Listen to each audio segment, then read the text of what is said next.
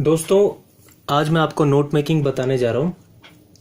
दोस्तों, note making में आपको जो भी पैसेज दिया गया है उसको आप तेजी से पढ़ते हुए जो भी आपको उसमें मेन बातें या मेन पॉइंट्स या सेंटेंस लगे उसको आपको पेन या पेंसिल से अंडरलाइन कर लेना चाहिए और ये भी समझना है कि वह पैसेज किस बारे में है या उस पैसेज में क्या क्या बताया जा रहा है या वह किस विषय पर है। जैसे क्या वह कंप्यूटर के विषय पर है, क्या वो इंटरनेट के बारे में है, क्या वो सोशल नेटवर्किंग साइट्स के बारे में है या एजुकेशन के बारे में है या क्राइम या हेल्थ, किसी भी टॉपिक पर हो सकता है वो आपका जो पैसेज है।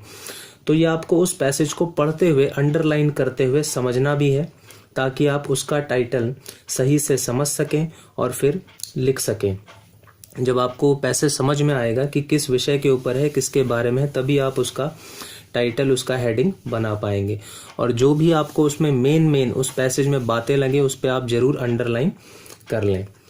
दूसरा काम आपको ये करना है, फिर आपको जो भी आपने मेन पॉइंट्स या बातों पर जो अंडरलाइन किया है उसी में से छोटे छोटे सेंटेंस का यूज करते हुए हेडिंग और सब हेडिंग्स बनानी होती है।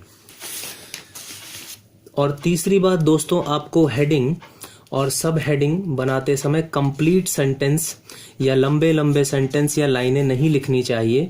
उसमें आपको ग्रामर का पूरा यूज नहीं करना चाहिए, जैसे ए एन और is am are was were, इन सब का यूज कम से कम या जहां बिल्कुल जरूरत पड़े वहीं लिखना चाहिए। मेरा कहने का मतलब है कि आपको टू द पॉइंट और ज़्यादा ग्रामर का यूज ना करते हुए हेडिंग और सब हेडिंग बनानी चाहिए ताकि आपका नोट मेकिंग की तरह लगे। ठीक है, आपको पूरे लंबी लाइनें नहीं लिखनी होती।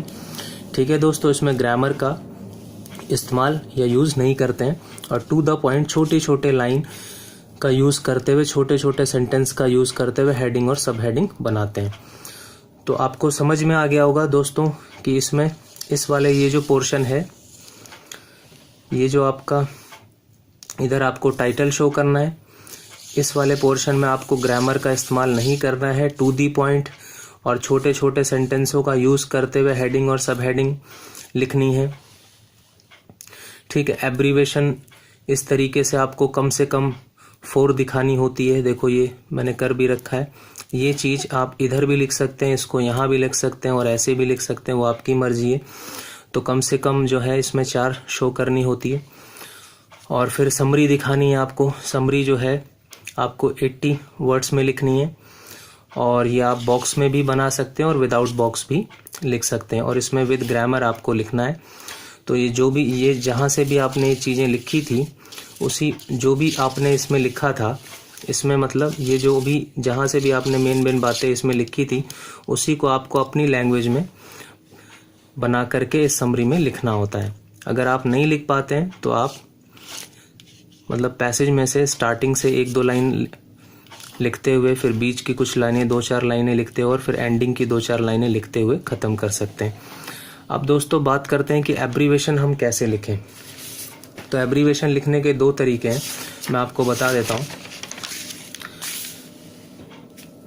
देखो दोस्तों, एब्रीवेशन यूज्ड, तो जिसके पीछे आईएनजी लगे उसको आप ऐसे शो कर सकते हैं।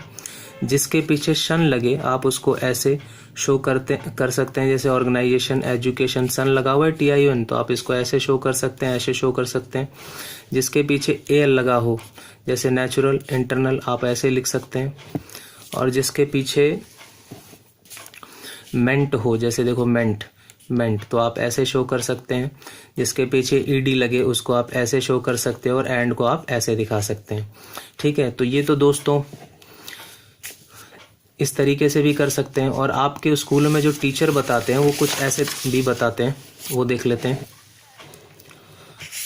एब्रीवेशन यूज्ड आप ऐसे भी लिख सकते हैं, जैसे डेफिनेशन है तो आपने DEF डॉट कर दिया, इम्पॉर्टेंट है IMP डॉट कर दिया, इमोशन है EMO डॉट कर दिया, education EDU dot, happiness HAPP dot. तो दोस्तों आप ऐसे भी एब्रीवेशन लिख सकते हैं और आप ऐसे भी लिख सकते हो। तो आपकी मर्जी है, या आप मिक्स भी करके लिख सकते हैं, कुछ ऐसे लिख लें, कुछ वैसे लिख लें। ठीक है दोस्तों, आशा करता हूँ कि आपको ये समझ में आया होगा कि कैसे करते हैं, और मैं एक विद एग्जाम्पल भी कल परसों में ज़रूर डाल दूँगा, तो आपको समझ में आ जाएगा। ठीक है दोस्तों, बाय।